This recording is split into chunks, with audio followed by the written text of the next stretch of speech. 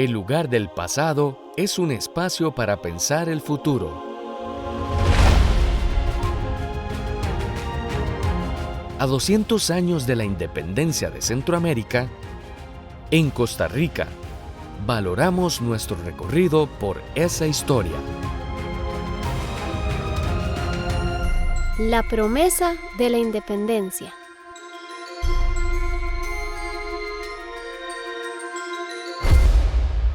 La promesa de la independencia es la promesa de lograr lo que José Cecilio del Valle llamó la felicidad, ¿no? Y esta es una felicidad que no es la felicidad de la algarabía de una fiesta, ¿no? Esta es una felicidad que tiene que ver con la realización del destino de Centroamérica, de aprovechar su posición geográfica privilegiada, ¿no? De finalmente explotar sus recursos naturales y de ser todo lo que supuestamente el poder español nunca le había permitido ser. No sé si les pasa igual que a mí, pero cuando me hablan de la independencia, imagino un jinete en su caballo, llevando el acta de la independencia a todas las ciudades más importantes de Centroamérica. Es normal, pues en aquella época ese era el medio de transporte terrestre más veloz y en esas ciudades se encontraban los centros de poder colonial del Reino de Guatemala, como se llamaba por entonces a Centroamérica, que no es lo mismo que América Central, para que vayamos entendiendo que la diferencia no la hace la geografía, sino la historia. Los costarricenses de ese periodo se imaginan siempre como una unidad menor que es parte de algo mayor, ¿no? En este sentido, no existe en los imaginarios del periodo sobre el futuro, es algo que falta mucho para que aparezca, la posibilidad de concebir a Costa Rica como una entidad política autónoma, desconectada, independiente de cualquier otro cuerpo político mayor. Antes de la independencia, Costa Rica pertenecía al Imperio Español, uno de los grandes imperios europeos que dominaba el Océano Atlántico. El Valle Central y las vertientes hacia las costas del Pacífico y del Caribe formaban la provincia de Costa Rica, que constituía la frontera sur de este reino que se extendía hacia el norte hasta el territorio de Yucatán. El contexto político de la época de la independencia privilegiaba la política desde lo local, por medio del cabildo. Por eso, la búsqueda de autonomía local era una meta política muy perseguida. Antes de la independencia, antes de 1821, los territorios, como Costa Rica, Nicaragua, buscaban grados de autonomía, pero no necesariamente la independencia. Esto significa que buscaban un poco más de libertad para poder darse leyes, para poder hacer negocios, para poder articularse dentro del sistema colonial sin la imposición de otras legislaturas, como por ejemplo la de Guatemala, que controlaba todo el territorio. También existía un interés en los beneficios que podrían ofrecer las nuevas instituciones políticas impuestas por la monarquía, que recién se establecían junto con una serie de reformas económicas y sociales. Los cambios trajeron como consecuencia protestas sociales en los territorios americanos, y en el caso del actual territorio de México, su población llegó a exigir la independencia del Imperio Español con la guerra. Los actos de protesta que ocurrieron entre 1811 y 1814 en Centroamérica respondieron más bien a causas sociales, a diferencia de Nueva España, que respondieron a reivindicaciones políticas.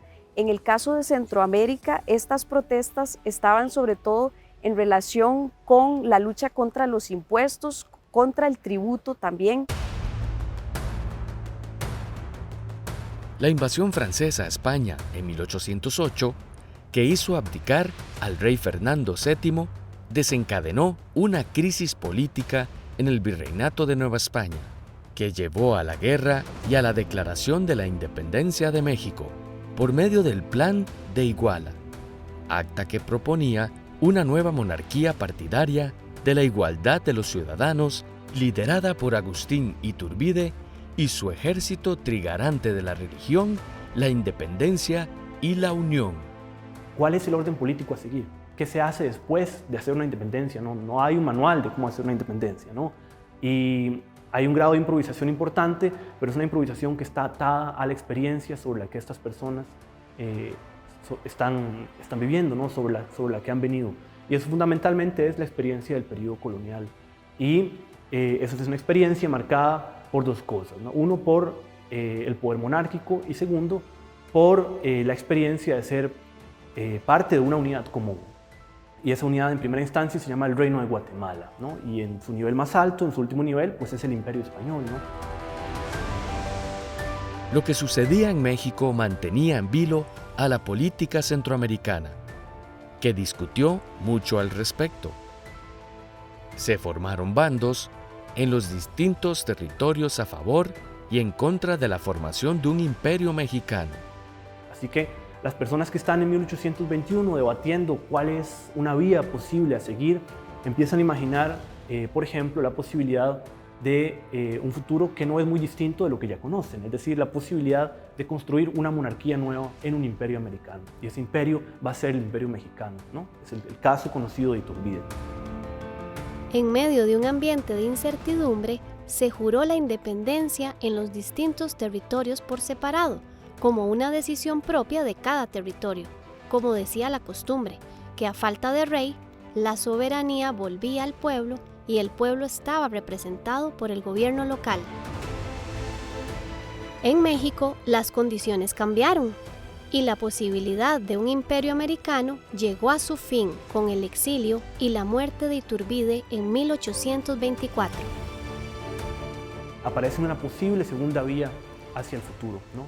Y es la que se va a tomar y se va a llevar adelante como el primer ensayo de construir un futuro para Centroamérica, que es la posibilidad de construir sobre la experiencia del Reino de Guatemala una república centroamericana común que reúna a las viejas provincias del Reino de Guatemala.